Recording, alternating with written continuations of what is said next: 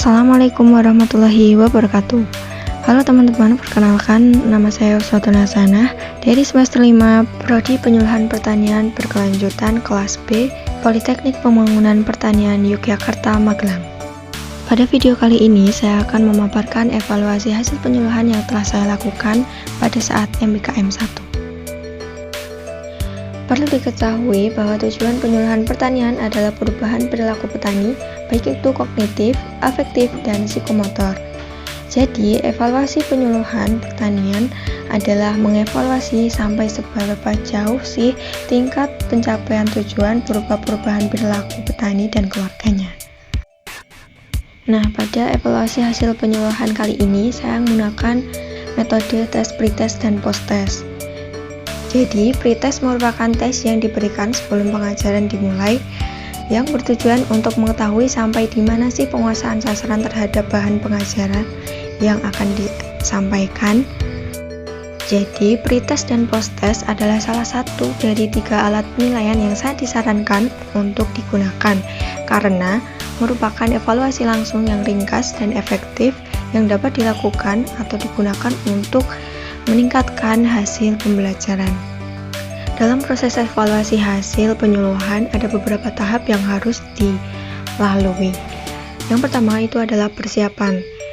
Persiapan di sini adalah menentukan sasaran penyuluhan, membuat materi penyuluhan, menentukan media dan metode penyuluhan, membuat sinopsis dan LPM, membuat instrumen evaluasi beserta kisi-kisinya.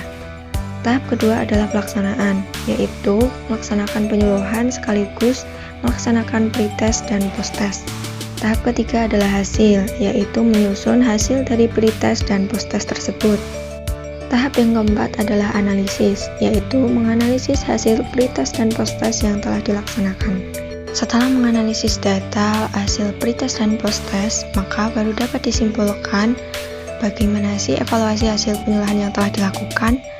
Dari hasil kesimpulan tersebut, maka dapat dijadikan acuan dalam proses atau tahap selanjutnya, yaitu menyusun rencana tindak lanjut. Rencana tindak lanjut ini adalah kegiatan yang dilaksanakan setelah adanya evaluasi hasil penyuluhan pertanian, yaitu guna memperbaiki dari penyuluhan atau proses penyuluhan yang telah dilakukan sebelumnya, atau dengan kata lain menyempurnakan penyuluhan yang telah dilaksanakan sebelumnya. Evaluasi hasil penyuluhan ini saya lakukan di Dusun Metuk, Desa Donotirto, Kapanewon Kretek, Kabupaten Bantul, Daerah Istimewa Yogyakarta, tepatnya di KWT Kemaripah. KWT ini merupakan salah satu KWT yang ada di Kapanewon Kretek. KWT ini adalah KWT yang baru dibentuk pada akhir bulan Agustus tahun 2024. Kondisi tersebut menjadi peluang untuk dapat memberikan penyuluhan sekaligus melaksanakan evaluasi hasil penyuluhan. Masuk pada tahap pertama yaitu persiapan penyuluhan. Sebelum melakukan penyuluhan perlu dipersiapkan hal-hal seperti yang pertama adalah materi. Materi yang saya sampaikan pada waktu penyuluhan kemarin adalah pembuatan POC air leri. Yang kedua yang perlu disiapkan adalah media. Media yang saya gunakan dalam penyuluhan kemarin adalah benda sesungguhnya, yakni berupa botol bekas, air leri, dan juga E4. Hal ketiga yang perlu disiapkan dalam proses penyuluhan yaitu metode. Metode yang saya gunakan kemarin adalah diskusi dan juga demonstrasi cara. Sebelum melakukan penyuluhan juga harus diperhatikan waktu dan tempat. Waktu dan tempat harus ditentukan terlebih dahulu.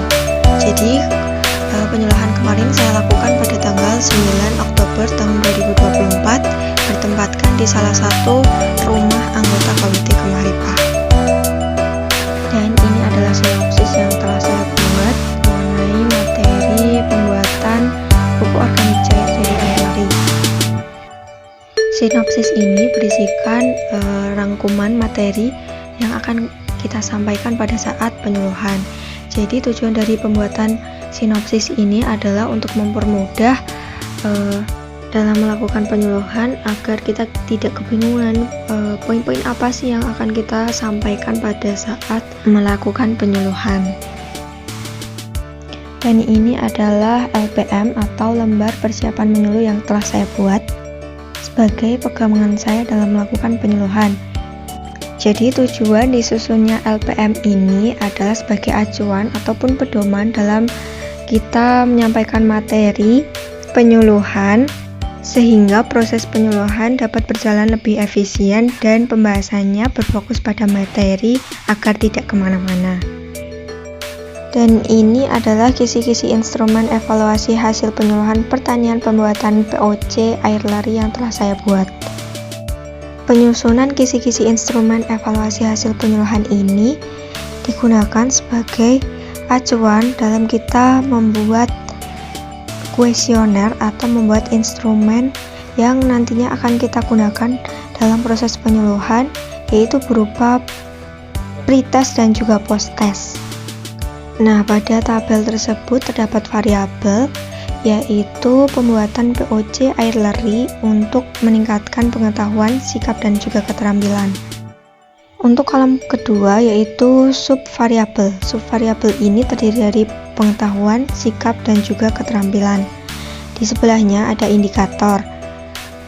Dan di sebelahnya ada standar atau rekomendasi yang biasanya berisi uraian ataupun materi yang dianggap paling benar maupun sitasi dari penelitian terdahulu. Sebelahnya lagi ada kriteria dan skor. Di sini saya menggunakan skor 1-0 jika jawaban dari sasaran itu mengetahui sesuai rekomendasi, itu saya beri nilai 1. Jika tidak mengetahui, saya beri nilai 0. Dan di sebelahnya itu adalah nomor soal, dan di paling kanan itu adalah alat ukur berupa pertanyaan. Sebagai contoh di sini untuk variabelnya adalah pembuatan POC air lari untuk meningkatkan pengetahuan, sikap, dan juga keterampilan. Untuk subvariabelnya adalah pengetahuan, dan indikatornya adalah sasaran mengetahui yang dimaksud dengan pupuk organik cair atau POC.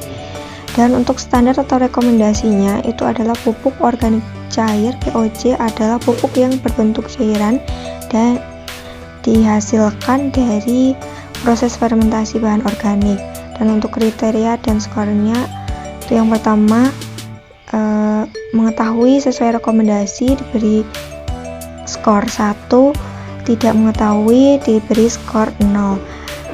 Dan untuk alat ukurnya atau pertanyaannya yaitu apa yang dimaksud dengan pupuk organik cair. Dan ini adalah lanjutan dari kisi-kisi instrumen yang tadi.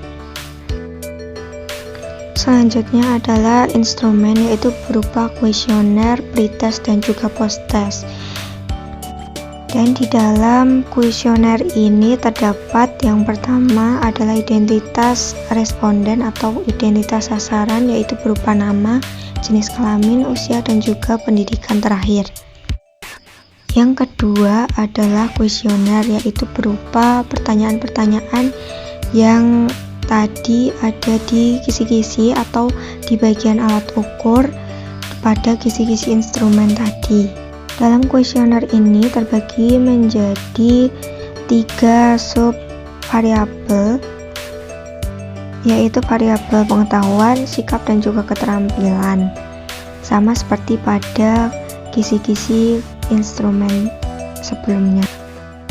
Namun pada kuesioner posttest saya tambahkan aspek lain yaitu berupa penilaian terhadap penyuluh yang nantinya akan diisi oleh sasaran pada waktu posttest dilaksanakan. Hal tersebut saya lakukan karena dalam keberhasilan suatu proses penyuluhan tidak hanya dipengaruhi oleh faktor sasaran saja tetapi juga dari penyuluhnya itu sendiri. Memasuki tahap evaluasi yang kedua yaitu pelaksanaan penyuluhan. Dalam pelaksanaan penyuluhan ini dibagi menjadi 3 aspek atau 3 tahapan. Yang pertama adalah pembukaan dan perkenalan. Yang kedua yaitu penyampaian materi penyuluhan. Dan yang ketiga adalah penutup. Nah, untuk pretest dilaksanakan sebelum penyampaian materi penyuluhan, dan untuk posttest dilakukan setelah penyampaian materi penyuluhan. Memasuki tahap yang ketiga yaitu hasil dan analisis. Peningkatan sasaran yang dinilai dalam pembuatan POC Airlearning yang pertama adalah pengetahuan. Berdasarkan hasil rekapitulasi posttest dan juga pretest yang dilakukan pada saat penyuluhan dapat dilihat pada tabel tersebut. Pada tabel tersebut dapat kita lihat bahwa seluruh sasaran ataupun anggota KWT mengalami peningkatan pada aspek pengetahuan dengan persentase kenaikan yaitu sebesar 20,6%. Nah, dapat dilihat bahwa capaian pengetahuan sasaran penyuluhan untuk pembuatan POC Airlearning ini meningkat. Hasil nilai rata-rata sebelum dilakukannya penyuluhan adalah 8,47 dengan persentase rata-rata sebesar 76,9%. Nah, setelah dilaksanakannya penyuluhan terjadi kenaikan dengan nilai rata-rata 10,7 atau sebesar 97,5%. Secara keseluruhan, pengetahuan peserta penyuluhan meningkat sebesar 20,6%. Hal ini menandakan bahwa kegiatan penyuluhan berjalan dengan lancar, materi yang disampaikan dapat diserap oleh sasaran penyuluhan sesuai dengan tujuan penyuluhan. Selanjutnya dilakukan pengujian efektivitas penyuluhan dilakukan dengan menggunakan bahan evaluasi berupa pretest dan posttest. Adapun efektivitas dalam kegiatan penyuluhan dapat dilihat pada tabel tersebut.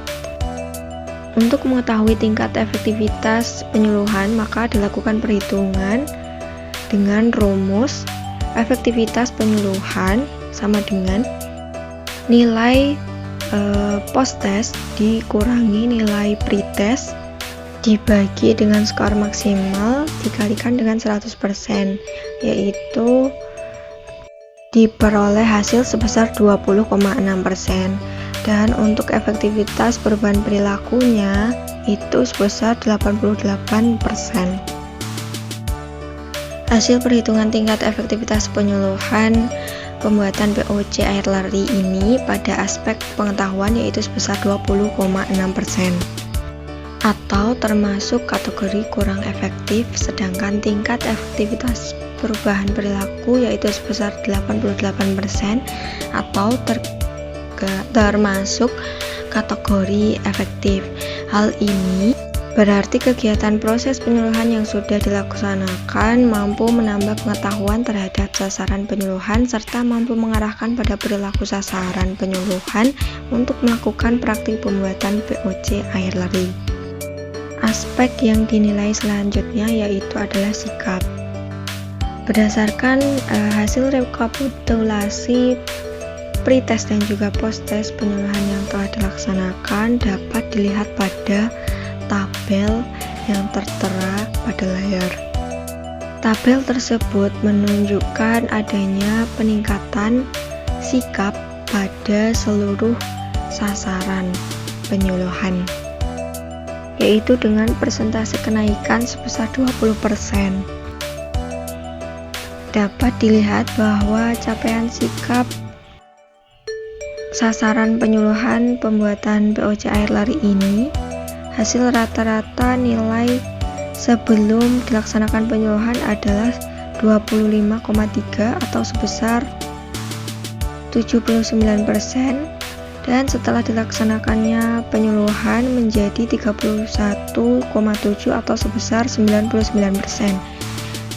Secara keseluruhan sikap sasaran peserta penyuluhan meningkat sebesar 20%. Meningkatnya capaian pada sikap ini menandakan bahwa penyuluhan berjalan sesuai dengan tujuan penyuluhan.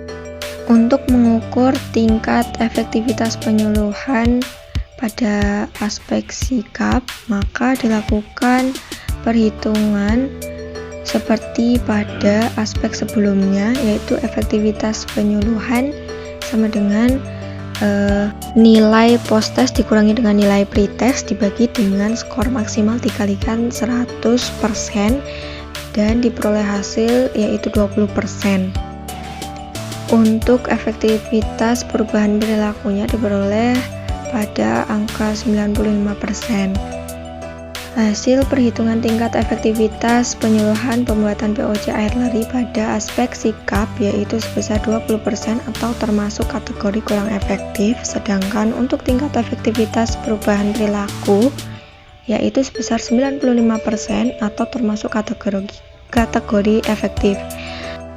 Hal ini berarti kegiatan proses penyuluhan yang sudah dilaksanakan mampu menambah pengetahuan tentang sikap terhadap sasaran penyuluhan serta mampu mengarahkan para perilaku sasaran penyuluhan untuk menerapkan atau mempraktikkan secara mandiri.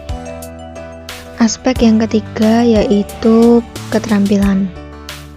Pada tabel tersebut menunjukkan adanya peningkatan keterampilan yaitu sebesar 27%. Dapat dilihat bahwa capaian keterampilan sasaran dalam penyuluhan pembuatan POC ini hasil rata-rata nilai sebelum penyuluhan dilaksanakan yaitu 18,4 atau sebesar 66%. Setelah dilakukan penyuluhan meningkat menjadi 25,9 atau sebesar 93%.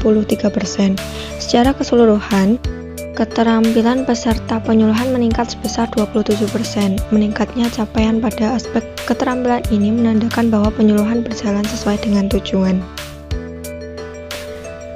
Untuk mengetahui tingkat efektivitas penyuluhan, maka dilakukan perhitungan seperti pada aspek-aspek sebelumnya, yaitu diperoleh hasil sebesar 27% pada efektivitas penyuluhan dan sebesar 78% pada efektivitas perilaku sasaran. Hasil penghitungan tingkat efektivitas penyuluhan pembuatan POC pada aspek keterampilan yaitu sebesar 27% atau termasuk kategori kurang efektif, sedangkan tingkat efektivitas perubahan keterampilan yaitu sebesar 78% atau termasuk kategori efektif. Kegiatan proses penyuluhan yang sudah dilaksanakan mampu menambah pengetahuan tentang keterampilan terhadap sasaran penyuluhan, serta mampu mengarahkan pada perilaku sasaran penyuluhan untuk menerapkan atau mempraktikkannya sendiri. Nah, dari hasil analisis evaluasi hasil penyuluhan tadi dan juga hasil diskusi pada saat penyuluhan, maka rencana tindak lanjut dari penyuluhan ini adalah para sasaran atau anggota KWT Kemaripa dapat membuat pupuk organik cair air leri sendiri di rumah dan mengaplikasikannya pada tanaman mereka masing-masing. Selain itu, juga dapat membuatnya pada saat pertemuan rutin kelompok. Nah, dapat ditarik kesimpulan bahwa hasil dari evaluasi penyuluhan pembuatan pupuk organik cair dari air leri menunjukkan para sasaran mengalami peningkatan pengetahuan, sikap, dan keterampilan. Pada aspek pengetahuan, sasaran mengalami peningkatan sebesar 26%, dari yang awalnya 76,9% menjadi 97,5% setelah dilakukannya penyuluhan. Sedangkan untuk aspek sikap, sasaran mengalami peningkatan sebesar 20% dari yang awalnya 79% menjadi 99% setelah dilakukan penyuluhan. Di sisi lain, pada aspek keterampilan, sasaran mengalami peningkatan sebesar 27% dari yang awalnya 66% menjadi 93% setelah dilakukan penyuluhan.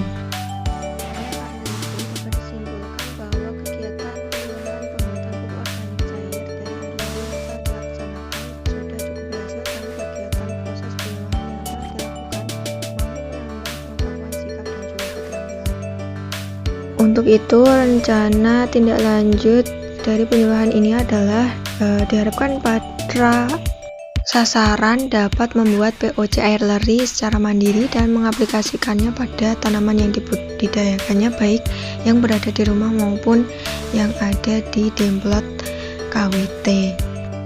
Bahkan beberapa minggu setelah dilakukan penyuluhan tersebut, ibu KWT dari sekolah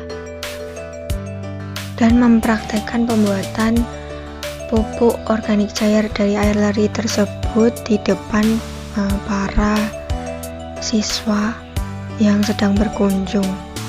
Dari situ juga dapat dilihat bahwa dari hal tersebut dapat dilihat bahwa sasaran penyuluhan atau anggota KWT tersebut sudah berada pada tingkat adopsi, tingkat menerapkan. Cukup sekian pemaparan evaluasi hasil penyuluhan yang telah saya lakukan pada saat MBKM kemarin. Kurang lebihnya mohon maaf. Terima kasih. Wassalamualaikum warahmatullahi wabarakatuh.